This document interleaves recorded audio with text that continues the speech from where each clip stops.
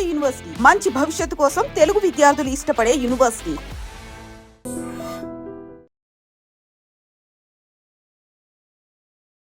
జీడిమెట్ల అంజలికి సంబంధించిన కేస్ 2 రోజులుగా దీని గురించే అందరూ చర్చించుకుంటున్నారు. ఇంత ఘోరంగా ఒక అమ్మాయి కన్న తల్లిని ఎట్లా చంపుతుంది ఏంటి అనేది. ఇప్పుడు ఆ అమ్మాయి పోలీస్ స్టేషన్లో ఉంది అండ్ విచారణను ఎదుర్కొంటుంది. అట్లాగే ఈ చంపినటువంటి వ్యక్తి ఎవరైతే శివ ఉన్నాడో శివ అండ్ వాళ్ళ తమ్ముడు కూడా ఇప్పుడు పోలీస్ స్టేషన్లోనే ఉన్నారు.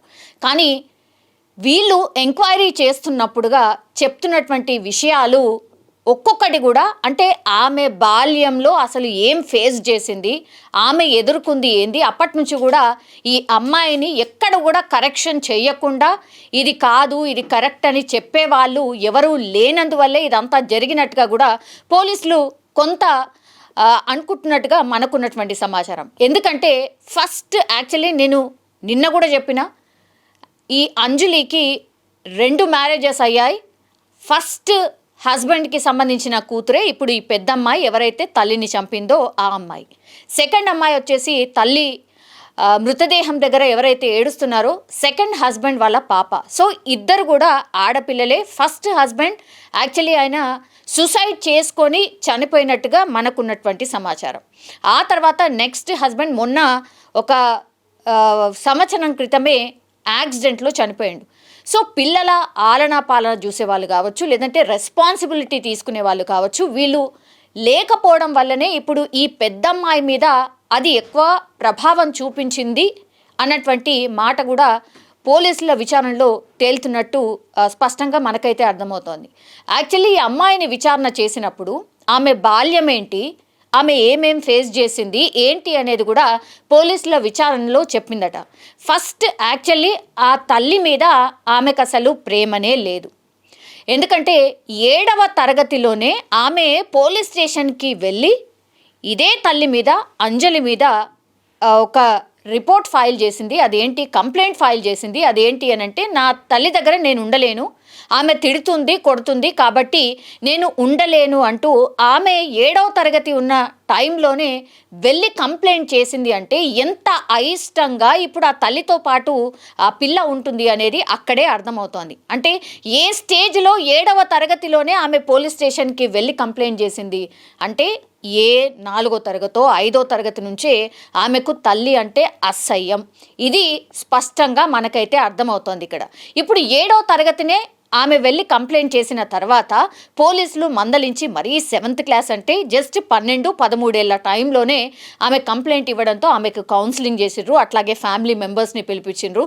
మీ దగ్గర పెట్టుకోకండమ్మా, ఆమెను తీసుకెళ్ళి ఇంకో చోట పెట్టండి అని పోలీసులు చెప్పడం. ఆ తర్వాత ఆమెను ఈ అంజలి వాళ్ళ చెల్లెలి దగ్గర గుండ్లపోచంపల్లిలో ఆమె ఉంటుంది. సో ఆమె దగ్గరనే ఒక 2 ఏళ్ల పాటు ఆమె దగ్గరనే ఉంచుకొని ఆమెని చదివించినటువంటి పరిస్థితి. ఇప్పుడు ఈ పెద్ద పాప ఎవరైతే ఉన్నారో జస్ట్ 3 నెలల క్రితమే తల్లి దగ్గరకు వచ్చింది. 3 నెలల క్రితమే తల్లి దగ్గరికి వచ్చినప్పుడు కూడా అయిష్టంగానే వచ్చింది. అండ్ దానికంటే ముందే ఇప్పుడు ఇన్స్టాగ్రామ్ పరిచయం శివతో పాటు ఉంది కాబట్టి 8 నెలల క్రితం నుంచే ఆయనతో ఉంది కాబట్టే ఇప్పుడు పక్కాగా ఆమె శివతోనే పరిచయం ఏర్పరచుకోవడానికి కావచ్చు, లేదంటే ఈమె నా తల్లిని అడ్డు తొలగించుకోవాల్సిందే, నా తల్లిని చంపేస్తే కానీ నాకు అడ్డు తగలదు. అండ్ ఇంకోటి ఏంటంటే పూర్తిగా నేను ప్రశాంతంగా ఉండాలంటే ఆమె తల్లి ఎక్కడ కూడా ఉండకూడదు అని ఫిక్స్ అయింది. కాబట్టే శివ అనే వ్యక్తితోని ప్రేమాయణం కావచ్చు, శివ అనే వ్యక్తి సపోర్ట్తోనే నేను ఇదంతా చేయగలుగుతాను, శివ అనే వ్యక్తితోనే నా తల్లిని పూర్తిగా చంపేయగలుగుతానని ఫిక్స్ అయింది. కాబట్టే ఆమె కేవలం 15 సంవత్సరాలు మాత్రమే ఉంది, కానీ ఆమె మైండ్లో ఒకటే ఫిక్స్ అయింది, నా తల్లి లేకుండా ఉంటేనే నేను ప్రశాంతంగా ఉంటాను. ఇప్పుడు శివతో పరిచయం ఏర్పడిన కొన్నాళ్ళ నుంచే శివకి పూర్తి ఇన్ఫర్మేషన్ ఆర్ ఫ్యామిలీ బ్యాక్గ్రౌండ్ మొత్తం చెప్పింది. ఇట్లా తల్లితోనే నాకు ఇష్యూ ఉంది, నాకు ఇష్టం లేదు, నేను ఉండలేను, నేను పూర్తిగా నీ దగ్గరికే వచ్చేస్తాను అన్నటువంటి మాట చెప్పింది. కాబట్టే ఈ ఇన్సిడెంట్ జరిగే కొద్ది రోజుల ముందు అంటే 19వ తారీఖున ఆమె శివ వాళ్ళ ఇంటికి వెళ్ళిపోయింది. శివతో పాటు ఒక 3 రోజులు 4 రోజులు ఉన్న తర్వాత ఇప్పుడు అంజలి ఎవరైతే ఈ తల్లి ఉందో, ఎవరైతే చనిపోయిందో ఆమె పోలీసులకు కంప్లైంట్ చేయడం జరిగింది. నా పాప మిస్ అయింది కాబట్టి నేను కేసు ఫైల్ చేస్తున్నాను అన్నటువంటి మాట చెప్పింది. అయితే ఇప్పుడు ఈ శివ దగ్గరికి వెళ్ళే కంటే ముందే ఆల్రెడీ ఈ పెద్ద పాప ఎవరైతే ఉన్నారో ఆమె ఆల్రెడీ ఫిక్స్ అయిపోయిందనమాట. నేను ఇక రాను అని ఫిక్స్ అయింది కాబట్టే ఆమె దగ్గర, అంటే అంజలి దగ్గర, వాళ్ళ తల్లి దగ్గర ఉన్నటువంటి ఏ కొంత డబ్బో లేకపోతే బంగారమో తీసుకొని శివ ఇంటికి వెళ్ళిపోయింది. వెళ్ళిపోయిన తర్వాత ఆమె ఎక్స్పెక్ట్ చేయలేదు నిజంగా వెతుకుతుందనో లేకపోతే నన్ను మళ్ళీ బ్యాగ్ తీసుకొస్తారనో అనుకోలేదు. వెళ్ళిపోయింది కదా, ఇంకా వెళ్ళిపోయింది అనుకుంటుంది. ఎందుకంటే రోజు ఈమె వల్ల ఒక టైప్ ఆఫ్ టార్చర్ అనుకోండి. రోజు నా తల్లి నన్ను కొడుతుంది, రోజు నా తల్లి నన్ను తిడుతుంది, కాబట్టి నేను ఈ బాధ భరించలేను అన్నటువంటి మాట తల్లికి డైరెక్ట్గా చెప్పింది. ఇప్పుడు పోలీస్ స్టేషన్లో పోలీసుల విచారణలో అదే చెప్తోంది ఆ అమ్మాయి. సో ఆమె మైండ్లో ఫిక్స్ అయిపోయింది, తల్లి నో, నాకు అసలు అక్కర్లేదు, ఆమె లేకుండానే నేను బాగుంటాను అని ఫిక్స్ అయిపోయింది. కాబట్టే శివ సపోర్ట్ తీసుకొని వాళ్ళ తల్లిని చంపాలనుకుంది. అందులో భాగంగానే ఈ ప్లాన్ని ఇంప్లిమెంట్ చేసింది. శివతో పరిచయం ఏర్పరచుకోవడానికి కావచ్చు, ఇంకేదైనా కావచ్చు, వాళ్ళ ఇంటికి వెళ్ళిపోవడం కావచ్చు, ఇవన్నీ చూస్తుంటే పక్కాగా ఆమె తల్లి నుంచి విడిపోవాలనుకుంది, ఆ తల్లి లేకుండా ఉండాలనుకుంది. కాబట్టే ప్లాన్ ప్రకారమే శివతో పరిచయం ఏర్పరిచినట్టుగా ఆమె విచారణలో చెప్పినట్టుగా కూడా పోలీసులు చెప్తూ ఉన్నారు. అయితే ఇప్పుడు శివ అనే వ్యక్తి కేవలం 18 or 19 years, అంటే టీనేజ్. కాబట్టి ఆ వ్యక్తికి కూడా మనకు తెలుసు కదా, అంత డిసిషన్ మేకింగ్ ఉన్నటువంటి ఏజ్ అయితే డెఫినెట్లీ కాదు. ఈమె చెప్పడం, ఆ తర్వాత ఆయన కూడా అదే ట్యూన్లో ఆర్ అదే మైండ్ సెట్లో ఉండడంతో ఇప్పుడు కంప్లీట్లీ ఈ ప్లాన్ని ఇంప్లిమెంట్ చేసినట్టు లెక్క. అండ్ ఇంకోటి ఏంటంటే, శివకి ఈ విషయం చెప్పినప్పుడు ఎప్పుడైతే 3 రోజులు వాళ్ళ ఇంట్లో ఉండి వచ్చేసిన తర్వాత, ఆమెను తీసుకొని వచ్చిన తర్వాత తల్లి మళ్ళీ కొట్టింది, మళ్ళీ తిట్టింది. ఇంకా లాభం లేదనుకుంది, ఇంకా నా తల్లి లేకుండా చేయాల్సిందే, చంపేయాల్సిందే అని ఫిక్స్ అయ్యారు. లేకపోతే మన ఇద్దరిని కలవనివ్వదు, మన ఇద్దరిని పెళ్లి చేసుకోనివ్వదు, కాబట్టి ఈ తల్లిని చంపేయాల్సిందే అని ఫిక్స్ చేసిందట. శివతోని మాట్లాడినప్పుడు శివకు చెప్తే, అదేంటి నువ్వు అట్లా చేయకు, అట్లా మాట్లాడకు, కూర్చుందాం, మాట్లాడదాం, ఏదన్నా చెప్పినా సరే ఇంకా ఆయన మాట వినట్లేదు అన్నప్పుడు ఇంకా బెదిరింపులకు దిగిందట. ఒకవేళ నువ్వు వచ్చి మా తల్లిని చంపకపోతే నేను ఆత్మహత్య చేసుకుంటాను, అది కూడా నీ పేరు రాసి ఆత్మహత్య చేసుకుంటాను, మన మధ్యలో ఏమేం జరిగిందో కూడా పూర్తిగా నేను రాసి నీ పేరు మీద పూర్తిగా రాసిన తర్వాతనే నేను ఆత్మహత్య చేసుకుంటాను అని బెదిరించింది. కాబట్టి తప్పనిసరి పరిస్థితుల్లో ఈ శివ తమ్ముడు ఇప్పుడు వాళ్ళ అమ్మని చంపడానికి వచ్చినటువంటి పరిస్థితి.